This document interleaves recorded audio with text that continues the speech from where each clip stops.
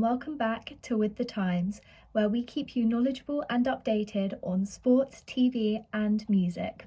My name's Chanel and today's topic is the history of the Jackson 5. So today we'll be covering the topics of who the band were, how they came to be, their impact and why they broke up. I'll also do a slight section on Tito Jackson's solo career in his memory, as sadly last Sunday on the 15th of September he passed away.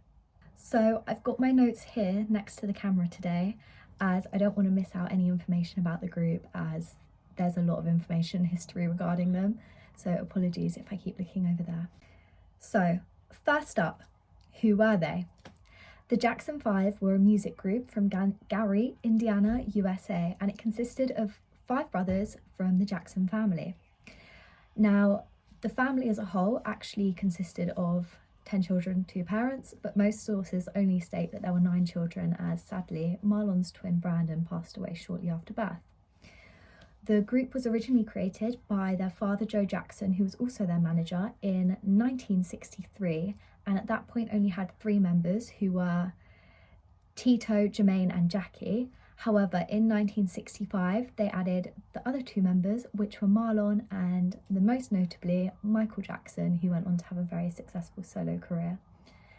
The type of music that they sung and performed was much of a soul punk pop blend, and is now sort of known as the Motown sound, which is coined by Motown Records, having handled lots of artists with similar sounding songs.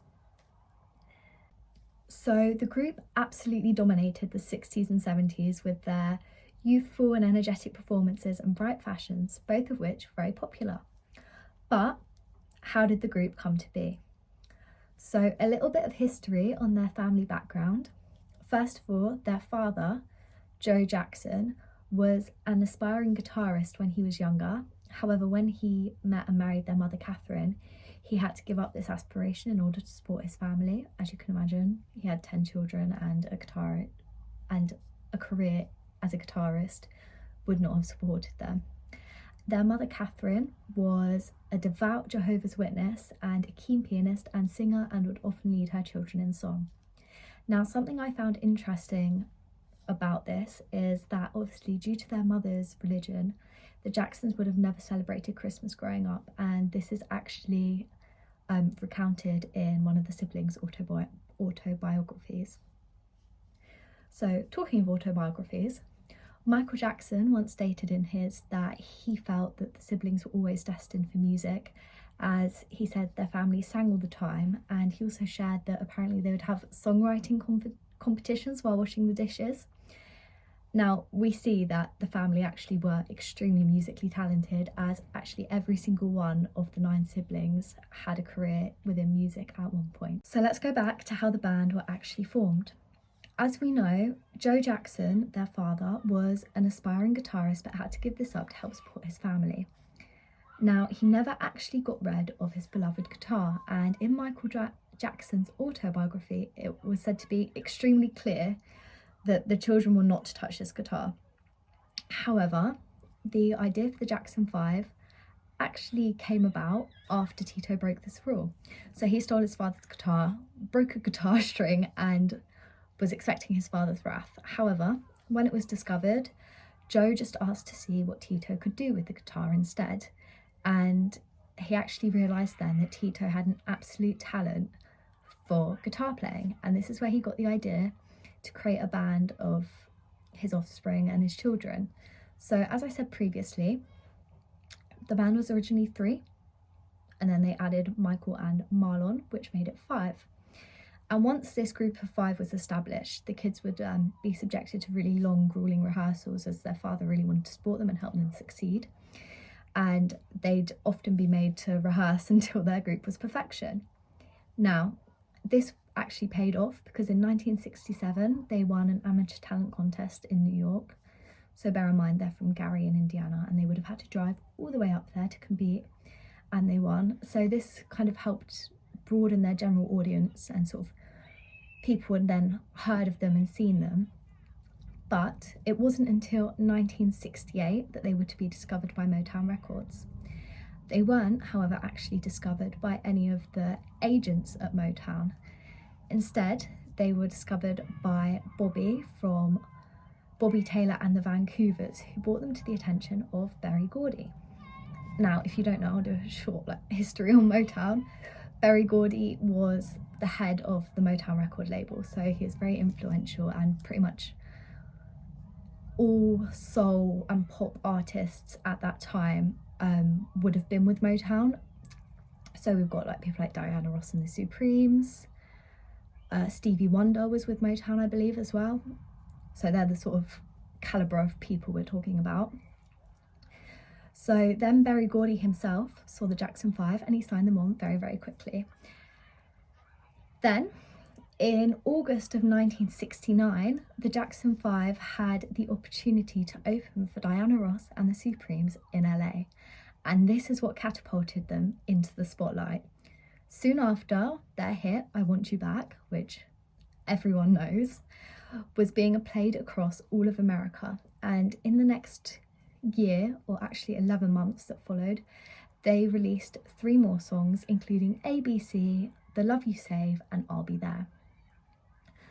Fun fact, I Want You Back wasn't actually written by the Jackson 5, but instead it was co-written by this group called the Corporation. And this group was basically a songwriting team consisting of producers and writers at Motown.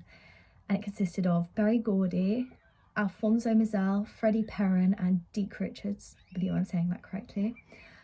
And at the time, it was extremely common for pretty much every Motown artist to have their songs created and crafted by this group.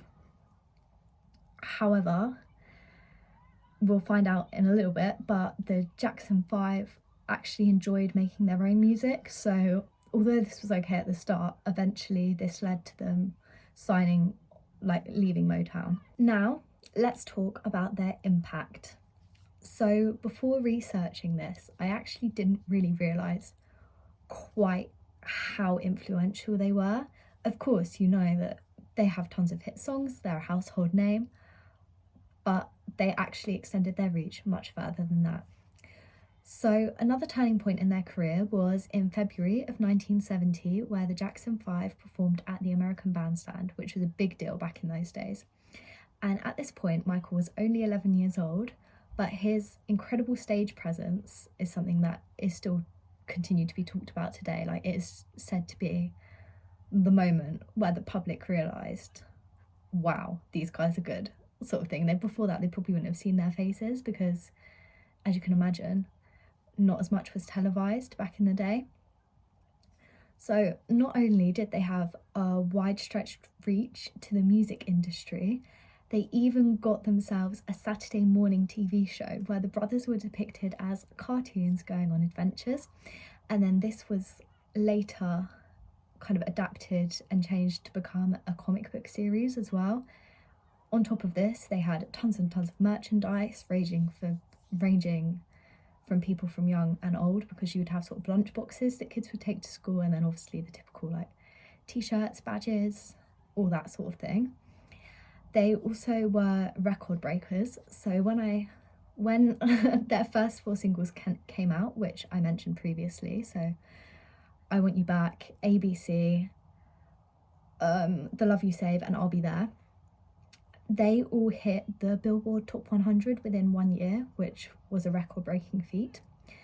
Furthermore, their fashion. So this isn't talked about quite as much as their music, as obviously their music is what they're known for, but their flamboyant fashion, which was actually often designed by their mother, even helped Michael to become a symbol of the time, as sort of his afro and bell bottoms became very, very recognisable as a symbol of the 60s and 70s, especially in the sort of Motown world.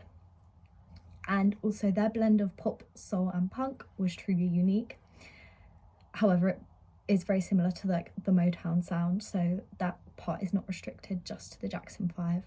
Now on to the demise / the breakup / why they stopped performing together. Basically, from my research, I believe this started when they left Motown Records, so keep that in mind, and that's where I'm going to start this chunk of the history of them. So in 1975, the Jackson 5 decided to leave Motown Records.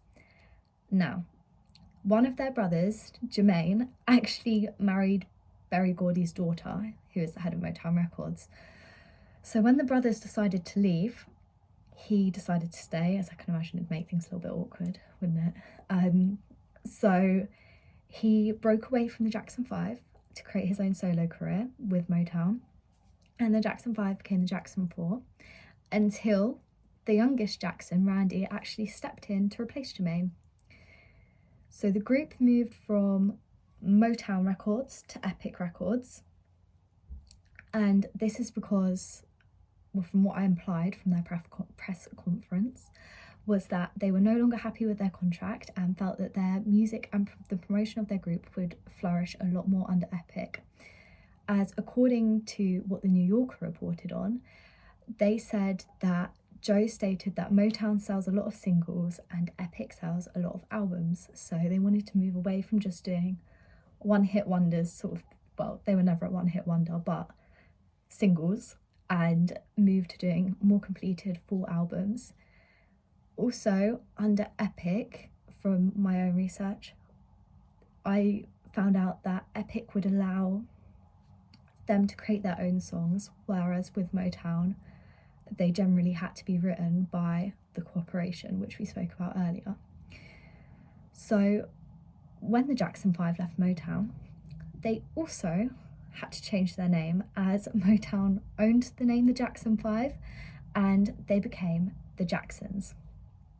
Now, luckily, the group was well established at this point, and I really don't think many people took a notice to it or really realised it had happened. So it was lucky for them, but kind of petty of Motown to keep the name. Now, although Michael Jackson started his solo career in 1971, he was still with the group at this point, and he didn't actually end up leaving the Jacksons until 1984. This was after what they call the Victory Tour.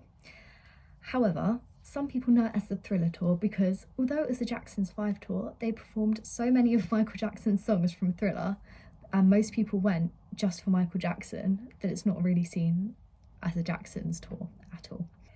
As if it didn't make tensions bad enough that the Victory Tour basically became the Michael Jackson show, there was tensions even before they went on the show, because Michael Jackson didn't really want to go in the first place. So allegedly, he said that he didn't need the money as he had had so much success from Thriller and he wanted to focus more on his solo career. So much so that at a press conference in 1984, he announced that he'd donate all the funds that he made from the Victory Tour to charity. So that probably made his brothers feel absolutely brilliant. Now, going on a slight rabbit hole, until looking into this, I did not realise how much Michael Jackson actually did for charity. So I'm just going to touch on that quickly and then we'll get into Tito's solo career. So, this is according to the Michael Jackson legacy. So apparently the King of Pop had a passion for helping the less fortunate. In 1979, it said he donated many books to the Chicago Public Library's young adult section and campaigned to promote reading through a scheme called Boogie to the Book Beat, very 70s. And in 1981, he then performed at a benefit concert in Atlanta, Georgia, which helped to raise over $100,000 for the Atlanta Children Foundation, who at that time were helping to protect children, as there's been a lot of kidnappings and murders in the area at that time.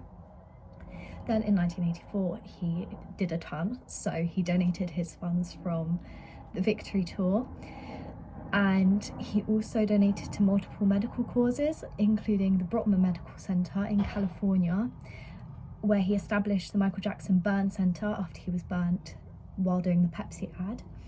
And he also donated to the TJ Martell Foundation for Leukemia and Cancer Research, which is what I believe he donated some of his Victory Tour money to. Sorry for the slight interjection, I just wanted to get my notes as this bit's quite detailed and I wanted to make sure I was getting all the information right. So the 3 charities that he donated his victory tour money to was the TJ Martell Foundation, which I previously said, then Camp Good Times, which was a camp to help terminally ill children still have fun and have a good time, and then also the UNCF, which was a college scholarship fund helping African Americans at the time access scholarships and college education in America, which was very important because it helped bridge the education barrier. Now, this actually made a huge difference, especially for the UNCF, as 4 years after Michael Jackson had donated the funds, they'd managed to provide 70 students with scholarships to colleges that worked with the programs. In 1984 and 1985, he also gave tons of free concert tickets out to underprivileged children and children who were ill. And then what I found most touching of all is in 1987, he donated £10,000 to the Children in Need cause here in the UK, which I thought was sweet as he lived in America and he had absolutely no connection with the Children in Need cause and didn't need to do it, but still did it anyway. There are actually so many more causes that Michael Jackson helped with, and I'll link the Michael Jackson Legacy page in the description in case you want to read more on that. It's also still active today, so you can donate, and I believe they then select charities to send those funds to. Unfortunately, Michael Jackson obviously passed away on the 25th of June 2009 at age 50. So now let's move on to Tito's solo career. Now let's talk about Tito. Tito was a well-loved member of the Jackson 5 and was obviously very important to his family as well, with Michael Jackson once stating this quote about him: "Tito is very quiet and soft, but can be really strong when necessary. He's always there when you need him and projects an inner calm which is vital within a family united." Now we also know that Tito was the one who gave his father the inspiration to create the Jackson 5 with his talent on the guitar.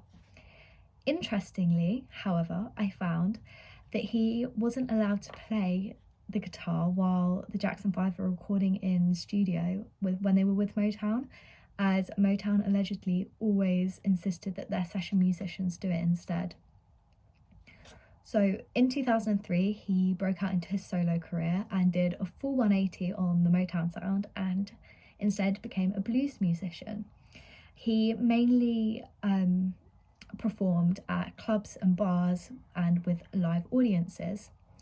And then in 2016, his first song to chart was called